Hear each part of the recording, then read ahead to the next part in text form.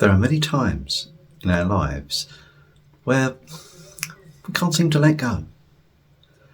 No matter what we do, we're stuck in this perennial cycle. I just wonder, if I put the question to you, have you experienced that yourself?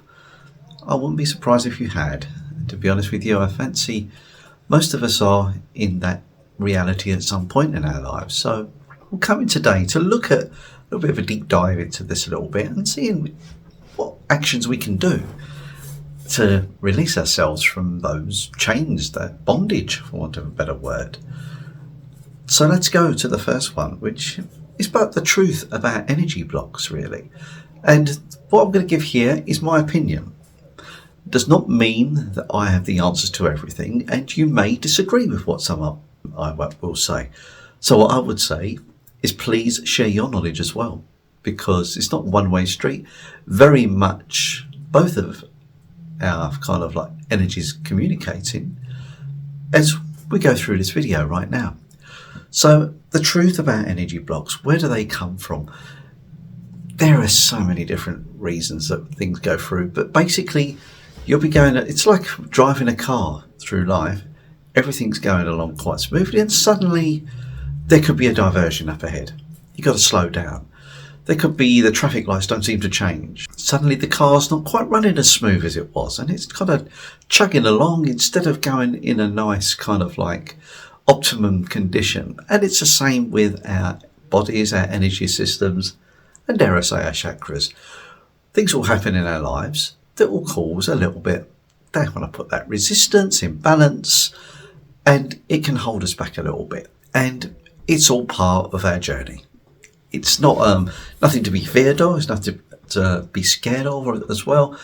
It's just part of our natural evolution. When we have these blockages, for want of a better word, just see it as bumps in life. Someone might have upset you and upset a certain chakra.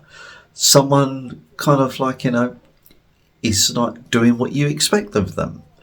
Sometimes we have unfortunate things happen to us. We get attacked by sort of like an accident, for example, an illness. It could be just an unpleasant experience. So many different ways we can be affected. And so the truth is that when these things come along, they will affect us. They don't just bounce off us like Teflon and we carry on. Unfortunately, we are put into those situations where we just need to take stock for a while and then go forward on our own journey as we seek to get ourselves back to us. That's really what it's about. It's coming back to you. Obviously, those trauma will form attachments to our chakras. We remember it, don't we? It's like a memory. And when we get let's imagine an emotional attachment, like for example, a breakup in a marriage or sort of you have an argument with someone, it can very much affect your heart chakra. It can hold you right back in that place. And if we hold on to it, we store that energy and it becomes part of our reality. And it can be quite simple to shift actually, but then we don't want to shift it. We hold it and we don't shift it because we don't know how to shift it. So that can hold us in our heart chakra.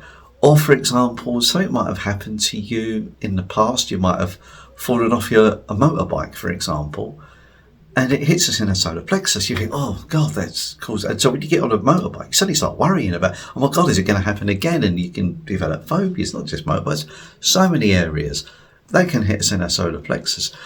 And so we start holding on to all of these things, all of these aspects that we'd like to let go of. Have a think now yourself about those times where maybe you're holding on to it in your chakras. How do you move that on? We'll come to that. So do stick around. I will give you some possible solution. Unfortunately, the thing with willpower and positive thinking, which are great, by the way, I'm not knocking it, but will they actually shift those blockages? I'm doubtful. I'm skeptical whether they actually will.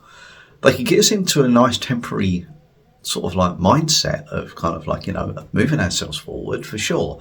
Nothing wrong with that. And we keep telling ourselves, yeah, I'm great, I'm super, I'm going to climb any mountain. But we still need the gear to climb that mountain. And that mountain's still going to be there. And when we're going up that mountain without the proper gear, for want of a better word, we're going to struggle, aren't we? Have a think now. How would you climb your mountains? Do you use positive words or willpower, or is there something else that we can tap into? By all means, see willpower as maybe like one tool in that mountaineering kit, maybe the hammer or the sticks to climb the rocks, but we're still going to need the rope. We're still going to need provisions and all that other stuff as well. Whilst positive words and affirmations certainly do have their place, we want to get to the root cause of those blockages, why we can't let go. It's like everything else. We have to dig a little bit deeper and see what we can do to do. Those blocks, they can keep us stuck, can't they? They can hold us so we can't move and everything. Suddenly, if you ever had that sort of like situation where you're trying to move forward, you go forward once and then you step back 2 steps and it's like you're on that never-ending treadmill of life. And that's often because these blocks are there and we're not in our flow state. We're in our flow state, we can almost ride over those blocks, because we're flowing. We're not allowing those things to affect us as deeply as well they might.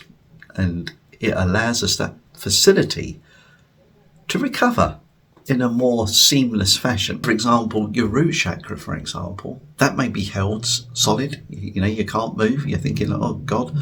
Again, root chakra is often about survival. So, or, keeping your life and being aware. Now, I'm not by all means saying wander through life without a care in the world and just think I'm going to be fine no matter what, because you'll go walking across a motorway and then wonder why you get run over. No, the root chakra is there to keep us safe, of course. But at that time, when we see danger, we don't take steps to hopefully avert that danger from affecting us. But then we don't want to hold on to it, So again, we come into that accident. You may have seen an accident or been involved, God bless, in an accident. So in the future, that then becomes fearful of moving into that energy once again. So then we take steps to understand that it has its place. It had its place. We don't want to hold on to that energy. So we move it forward. The heart, again, we know it is holding that energy, and we put a barrier around our heart, don't we? As I was saying before, so we might have had some emotional harm. We put a barrier there, holding that energy in all the time, and it becomes a habit. So any upset, we literally say, okay, that upset me, put it in here, and then we do this, don't we? All right, no problem. Just carry on. Just like, stiff upper lip and all that sort of thing. And going forward and forward and forward. But we don't move forward because we're holding on to that energy. And then the longer it stays there, the more that stagnation creeps in and spreads out like a horrible, nasty feeling that just lowers your vibration, lowers your mood. And of course, I'm not going to be here to say you're not going to get upset or anything like that. Of course, in life we will find those moments, and there will be times in our lives where we got to go through that to learn, to grow. But it's about not staying in that energy. It's having that experience, but then moving forward, and that is the challenge, isn't it? It really is a challenge. But if we can recognise where those blocks are, then we can make provisions to hopefully move that forward. The solar plexus, it's like kind of like a power struggle goes in our solar plexus sometimes. And we see pain almost as like strength. They say, yeah, I took that hit, but that's okay.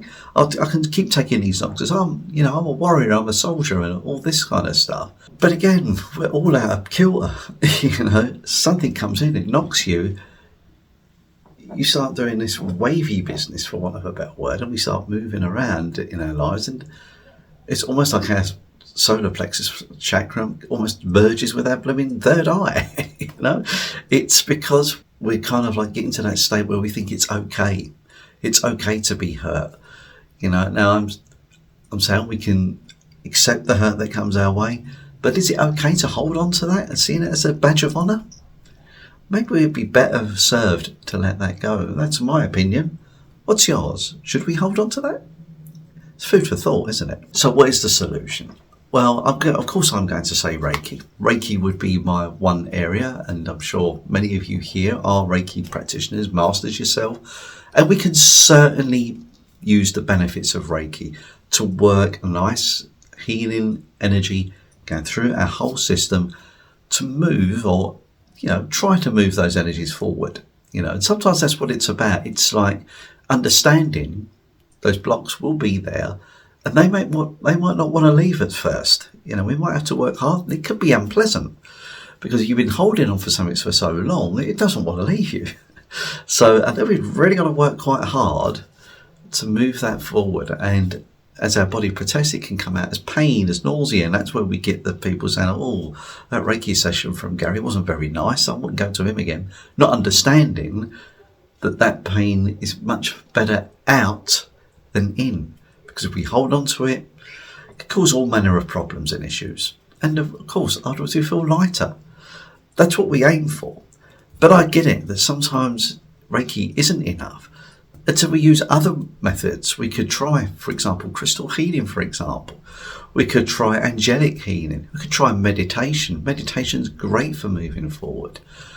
And another solution I would say is when all else fails, you can try counselling, seeing someone for counselling, even people that will trained in that profession to kind of get you to understand where this is coming from and how we can move that forward for you. But obviously from my angle, I'm coming from the Reiki angle, and for the other methods, obviously you would look up counselling, crystal healing and so forth, and I'm sure there's some wonderful YouTube videos on that very subject. Oh, of course, I'm going to promote Reiki for you all to give that a try. I do hope that's been useful to you, and please absolutely do share your opinions, because your opinions do count. It's a wellspring of knowledge from what we can all tap into, and I certainly listen to what other people have said to me and take it on board.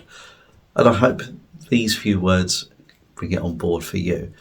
And there's a little PDF that I've concocted that you are most welcome to. It's a free download.